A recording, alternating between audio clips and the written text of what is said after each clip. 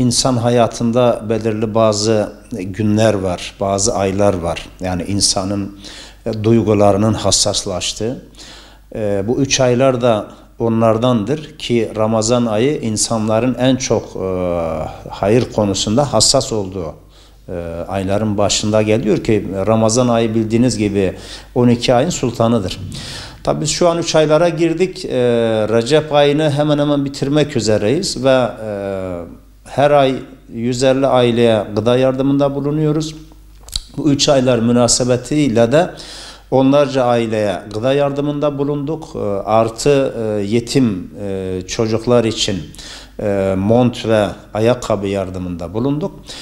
Tabii bize ne kadar çok yardım gelirse biz o kadar çok aileye yardım ederiz inşallah. Hani malum olduğu üzere bu 3 aylarda Allahu Teala sevapları kat kat arttırmaktadır. Mesela bire 100 veriyor, bire 1000 veriyor, bire kendisinin bildiği bir miktar veriyor.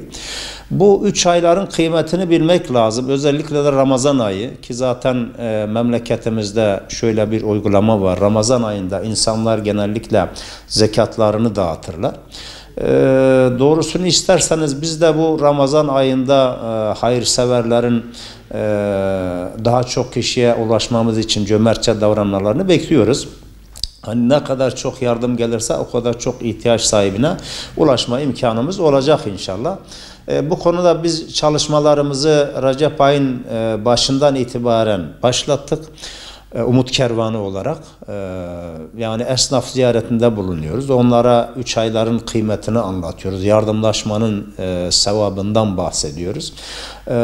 Ramazan ayında verilmesi gereken zekatın öneminden bahsediyoruz. Tabii gittiğimiz esnaflar da memnun olmaktadırlar.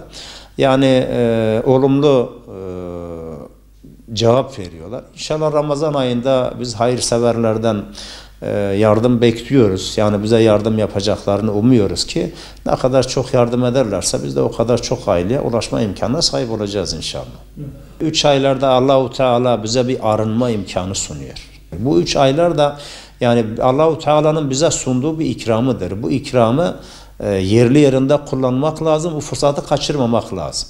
Yani hayırseverlerin bunu dikkate alması lazım ki yani düşünün siz diğer aylarda bir yardım yapıyorsunuz. Bire 10 alıyorsunuz ama bir Ramazan'da yardım yaptığınız zaman bire 1000 alıyorsunuz. Bire daha fazla alıyorsunuz. Allahu Teala diyor bire benim bildiğim bir miktar verim. Yani siz Allah rızası için öyle bir şey yaparsınız. Bu Allahu Teala'nın hoşuna gider ve belki sizin cenneti kazanmanıza vesile olur. Bu fırsatı kaçırmamak lazım.